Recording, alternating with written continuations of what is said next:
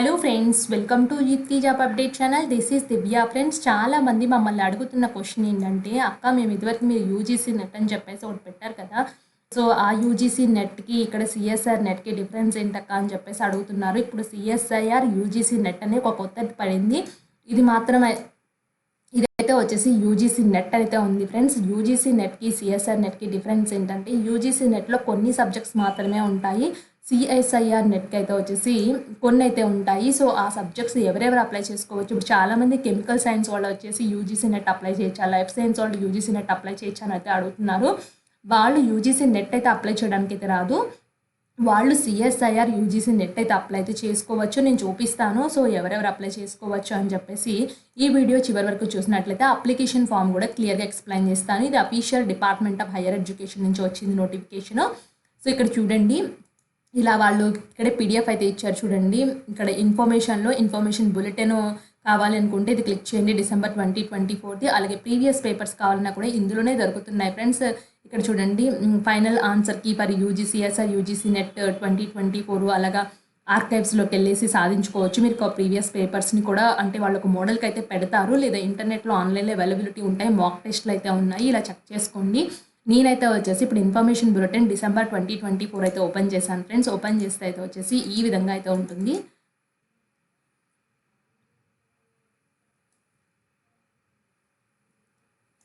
ఇక్కడ చూడండి, online registration of submission అయితే వచ్చేసి 9th December 2024 నుంచి 30th December వరకు మాత్రమే ఇచ్చారు. Last date for successful transactions. ఎవరైనా ట్రాన్సాక్షన్ చేయకపోతే వాళ్ళకి 1 day మాత్రం ట్రాన్సాక్షన్ చేసుకోవడానికి అయితే ఇచ్చారు. రిజిస్ట్రేషన్కి మాత్రం లాస్ట్ డేట్ 30th December ఉంటుంది. సో ఎలా ఫీజు ఉన్నాయంటే, జనరల్ కేటగిరీ వాళ్ళకి 1150 రూపీస్ అయితే పే చేయాలి. జనరల్ ఈడబ్ల్యూఎస్ ఓబీసీ వాళ్ళకి 600, SC ST PWD third gender వాళ్ళు 325 రూపీస్ పే చేయాల్సి అయితే ఉంటుంది. ఇక్కడ సిఎస్ఐఆర్ యూజీసీ నెట్ December 2024 అని క్లియర్గా మెన్షన్ చేశారు ఫ్రెండ్స్. ఇక్కడ వెబ్సైట్స్ అయితే ఉన్నాయి. మీకు కంప్యూటర్ బేస్డ్ టెస్ట్ అయితే ఉంటుంది. సో 180 minutes అయితే ఉంటుంది. డేట్ ఆఫ్ ఎగ్జామినేషన్ అయితే వచ్చేసి 16th February 2025 నుంచి 20th February ఏ టైం అన్నా మీకు ఎగ్జామ్ అయితే కండక్ట్ అయితే చేయొచ్చు. అండ్ ఆన్లైన్ అప్లికేషన్లోనే సబ్మిట్ చేస్తే సరిపోతుంది, ఆఫ్లైన్ అయితే అవసరం లేదు ఫ్రెండ్స్. ఇక్కడ రిజిస్టర్ ఆన్లైన్లో అప్లై చేసుకోవాలని క్లియర్గా అయితే చెప్తున్నారు. సో నేను ఇక్కడ ఏ సబ్జెక్ట్స్ ఉంటాయని చెప్పాను కదా, సో ఇలా కిందకి వెళ్ళినట్టయితే అసలు ఈ సిఎస్ఆర్ ఫెలోషిప్ ఎంత ఇస్తారు అన్నీ క్లియర్గా అయితే ఉన్నాయి ఫ్రెండ్స్. ఇక్కడైతే వచ్చేసి మీరు పిహెచ్డి చేయడానికి కానీ, అసిస్టెంట్ ప్రొఫెసర్ కానీ, జేఆర్ఎఫ్ కానీ కావాలనుకుంటే మీరు సాధించుకోవచ్చు. ఇక్కడ చూడండి, eligible for JRF, assistant professor, PhD admission. Category 1 వాళ్ళు ఈ మూడింటికి ఎస్ పెట్టుకోవచ్చు. కేటగిరీ 2 అయితే వచ్చేసి జేఆర్ఎఫ్ నాకు వద్దనుకుంటే పెట్టుకోవచ్చు. అసిస్టెంట్ ప్రొఫెసర్ పిహెచ్డి అడ్మిషన్కి. కేటగిరీ 3 వాళ్ళు అయితే వచ్చేసి ఓన్లీ పిహెచ్డికి ఎలిజిబుల్ అయితే అవుతారు ఫ్రెండ్స్. సో ఇలా మీరు మూడింటిని కూడా సెలెక్ట్ చేసుకోవచ్చు. కేటగిరీ 1లో అప్లై చేసుకుని మీరు మూడింటికి ఎలిజిబుల్. ఒకటి ఏజ్ అంతా ఉంది, మంచిగా ఉంది, రిలాక్సేషన్లో లేదు ఏజ్ అన్నప్పుడు మీరు మూడింటికి అప్లై చేసుకోండి. సో నెట్ అన్న క్వాలిఫై అవ్వచ్చు ఫ్రెండ్స్. ఒకవేళ జేఆర్ఎఫ్ రాపైన స్టైఫెండ్ అయితే వచ్చేసి ఈ విధంగా అయితే ఉంటుందని చెప్తున్నారు. Stipend so almost 37,000 per month అయితే ఉంటుంది. ఇంక్లూడింగ్ హెచ్ఆర్ఏ కూడా ప్రొవైడ్ అయితే చేస్తూ ఉంటారు. సో అరౌండ్ 42,000 అయితే మీకు అయితే వస్తాయి. And subjects joint eligibility criteria అయితే వచ్చేసి మీరు ఎంఎస్సి చదివితే అయితే ఉండాలి, కంపల్సరీగా ఎంఎస్సి అయితే ఉండాలి ఫ్రెండ్స్. అండ్ ఫస్ట్ క్లాస్ అయితే ఉండాలి.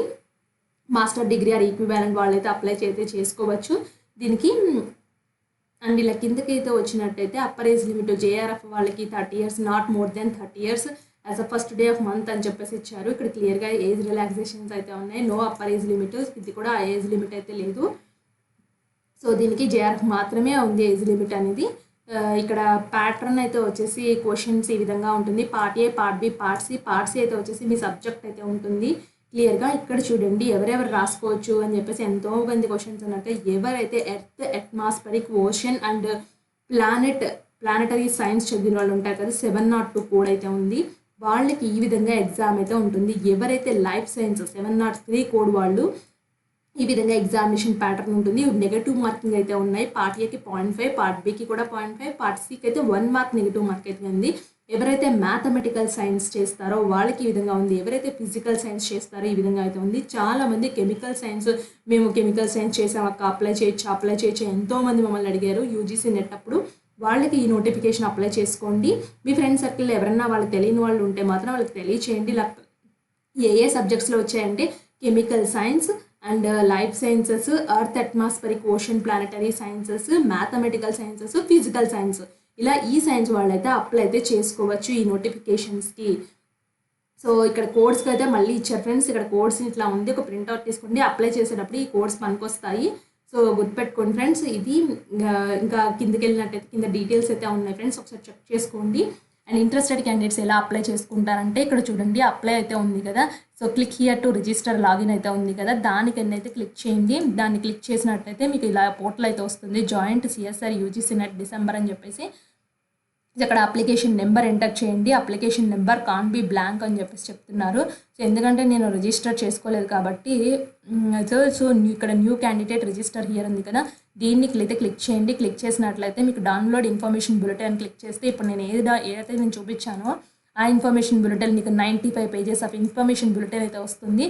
సో నెక్స్ట్ అయితే వచ్చేసి ఇలా కిందకైతే వచ్చినట్లయితే కింద బేసిక్ డీటెయిల్స్ అయితే ఉంటాయి. ఎంత సైజ్ ఆఫ్ ఫోటో, సిగ్నేచర్ ఎంత ఉండాలి అన్నీ క్లియర్గా అయితే ఉన్నాయి ఫ్రెండ్స్. ఇక్కడ 10 to 200, 4 to 30 KB ఉండాలని చెప్పేసి చెక్ చేసుకోండి.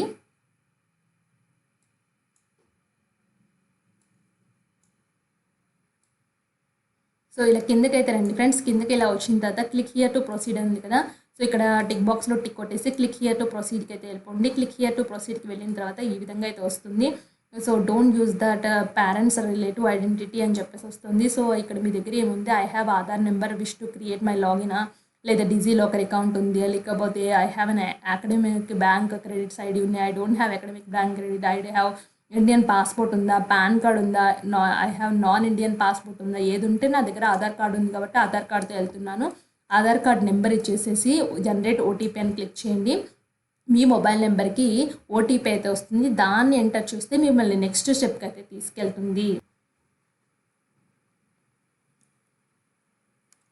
ఫ్రెండ్స్ నెక్స్ట్ అయితే వచ్చేసి ఇక్కడ చూడండి, నెక్స్ట్ క్యాండిడేట్ నేమ్ అయితే వస్తుంది, father name, mother name, date of birth, email address, అలాగే మీ gender, mobile number, identity type ఏంటి, మీరు అంటే ఏమి ఆధార్ కార్డా, పాన్ కార్డా ఏం పెడతారు, ఐడెంటిఫికేషన్ నెంబర్ అయితే ఇక్కడ మెన్షన్ చేయండి. సో నెక్స్ట్ ప్రజెంట్ అడ్రస్ అంటే మీరు ఎక్కడ, ఏ లొకాలిటీ, ఏ కంట్రీ, ఏ డిస్ట్రిక్ట్, ఏ పిన్ కోడ్, తర్వాత పర్మనెంట్ అడ్రస్లో ఏమున్నాయి ఇవన్నీ అయితే ఇచ్చేయండి ఫ్రెండ్స్. ఇచ్చేసిన తర్వాత చూస్ పాస్వర్డ్ని వైజ్గా సెలెక్ట్ చేసుకోండి. ఒక అప్పర్ కేస్, ఒక లోయర్ కేస్ అయితే ఉండాలి. కన్ఫర్మ్ పాస్వర్డ్ సెక్యూరిటీ క్వశ్చన్ ఇచ్చేసి సెక్యూరిటీ ఆన్సర్ ఇచ్చి సెక్యూరిటీ పిన్ అయితే వస్తుంది, అది క్లిక్ చేసుకుని సబ్మిట్ అయితే చేయండి. సబ్మిట్ చేసిన తర్వాత ఈ విధంగా అయితే వస్తుంది. సో మీరు ఇచ్చారు కదా అన్ని డీటెయిల్స్, ఆ డీటెయిల్స్ అన్నీ ఇలా అయితే కనిపిస్తూ ఉంటాయి. ఒకసారి చెక్ చేసుకోండి అన్ని డీటెయిల్స్ కరెక్ట్గా ఉన్నాయని చెప్పేసి ఇక్కడ టిక్ బాక్స్లో టిక్ కొట్టాలి. రెడ్ కలర్ కనిపిస్తున్నాయి కదా, అంటే నేను అన్నీ 1-2 సార్లు చెక్ చేసుకున్నాను అని చెప్పేసి ఆ ఎగ్రీ దగ్గర టిక్ బాక్స్లో టిక్ కొట్టి ముందుకు వెళ్తే ఇక్కడ ఈమెయిల్ ఐడికి ఒక ఓటీపీ వస్తుంది, క్యాప్చాన్ ఎంటర్ చేయండి. మీ email ID registered email ID ఉంటుంది కదా, దానికి ఓటీపీ ఇచ్చి క్యాప్చాన్ ఎంటర్ చేసుకుని వెరిఫై అయితే చేసుకోండి. ఆ విధంగా నెక్స్ట్ అయితే వచ్చేసి ఇలా డాష్ బోర్డ్కి అయితే తీసుకెళ్తుంది మీది. సో పాస్వర్డ్ కావాలంటే ఇక్కడ చేంజ్ చేసుకోవచ్చు. రిజిస్ట్రేషన్ అయితే కంప్లీట్ అయింది, అప్లికేషన్ ఫామ్ ఇన్కంప్లీట్ ఉంది, పేమెంట్ కూడా ఇన్కంప్లీట్, అప్లికేషన్ నెంబర్ జనరేట్ అయితే చేసింది. సో నేనైతే వచ్చేసి ప్రొసీడ్ టు అప్లికేషన్ ఫామ్కి అయితే వెళ్ళిపోతాను. కంప్లీట్ అప్లికేషన్ ఫామ్ అని క్లిక్ చేయండి. క్లిక్ చేస్తే ఈ విధంగా అయితే వస్తుంది. ఇక్కడైతే వచ్చేసి candidate name, date of birth ఇవ్వండి, gender, father name, mother name, nationality, identity type, identification number అయితే ఇవ్వండి. మీ కేటగిరీ ఏంటో మెన్షన్ చేయండి. టైప్ ఆఫ్ డిజబిలిటీ ఒకవేళ ఉంటే డిజబిలిటీ డీటెయిల్స్ అయితే ఇవ్వండి, లేకపోతే నో అని పెట్టండి. మీ యాన్యువల్ ఇన్కమ్ అంతా ఇచ్చేసి క్యాప్చా ఎంటర్ చేసేసి సేవ్ అండ్ నెక్స్ట్కి వెళ్ళిపోండి. ఆ ఎగ్రీ దగ్గర టిక్ బాక్స్లో టిక్ కొట్టి నెక్స్ట్ అయితే వచ్చేసి కాంటాక్ట్ డీటెయిల్స్ అయితే వస్తాయి, అంటే permanent address, so present address ఇవైతే ఇచ్చేయండి, పిన్ కోడ్, మీ ఊరు అన్నీ అయితే ఇచ్చేయండి ఫ్రెండ్స్. నెక్స్ట్ అయితే వచ్చేసి ఈ విధంగా అయితే వస్తుంది. అప్లికేషన్ ఫామ్లోకి మీరు మాస్టర్ డిగ్రీయా ఏంటి, పాస్ అయిపోయారా, ఏ ఇయర్లో పాస్ అయిపోయారు, ఏ కోర్సులో తీసుకున్నారు, ఏ యూనివర్సిటీలో కంప్లీట్ చేస్తారు, మీ ఇన్స్టిట్యూట్ పిన్ కోడ్ ఏంటి, మీరు ఏ ఊర్లో కంప్లీట్ చేస్తారో అది, ఎంత పర్సెంటేజ్ వచ్చింది, ఎన్ని మార్క్స్కి ఎంత వచ్చాయి, సో టోటల్ పర్సెంటేజ్ ఎంత, మీరు వెదర్ అడ్మిటెడ్ టు పిహెచ్డీకి జాయిన్ అవుతున్నారా, సో అవార్డింగ్ డిగ్రీ ఏ ఇయర్లో ఇస్తారు, మీకు ఒక అసిస్టెంట్ ప్రొఫెసర్కి అప్లై చేసుకుంటే ఇది, లేకపోతే నో అని పెట్టండి. ఇక్కడ ఇచ్చిన క్యాప్చర్ ఎంటర్ పెట్టి ఆ ఎగ్రీ దగ్గర కట్టేసి సేవ్ అండ్ నెక్స్ట్కి అయితే వెళ్ళండి. నెక్స్ట్ అయితే వచ్చేసి అడిషనల్ డీటెయిల్స్ అయితే వస్తాయి. అడిషనల్ డీటెయిల్లో మీరు ఏమైనా స్పెషలైజేషన్ ఉందా, వెదర్ పోసెస్ రీసెర్చ్ ఎక్స్పీరియన్స్ ఏమైనా ఉందా, మీరు ఎక్స్ సర్వీస్ మ్యానా, ఎస్ అయితే ఎస్, నో అయితే నో. మీకు ఎంఫిల్ లాంటి డీటెయిల్స్ ఉంటే మాత్రం ఎంఫిల్ చేశారా పెట్టండి, ఎస్ పెట్టండి, లేకపోతే నో అని పెడితే ఇవన్నీ హైడ్ అయిపోతాయి. Next do you belonging to minority community కింద వస్తారా, లేదా రారు అంటే నో పెట్టండి. క్యాప్చర్ ఎంటర్ చేసి ఆ ఎగ్రీ దగ్గర టిక్ బాక్స్లో టిక్ కొట్టేసి సేవ్ అండ్ నెక్స్ట్కి వెళ్ళండి.